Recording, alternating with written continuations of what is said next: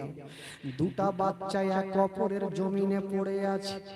হারিস পাপি যেমনই বাবা গো ছোট ছেলের গলাতে তরবারি চালাতে যাবে, বড় ছেলেটা এসে বলছে চাচা গো, হারিসের পা ঘনা ধরে বলছেন চাচা গো আগে আমার গলাটা কাটো, তারপরে আমার ছোট্ট ভাইয়ের গলা কাটবে, কারণ আমার ছোট্ট ভাইয়ের গলাকে যদি কাটেন আমার ছোট্ট ভাইয়ের লাশ ছটফট করবে, আমি বড় ভাই দেখতে পারবো না, আগে আমার গলাটা কাটো।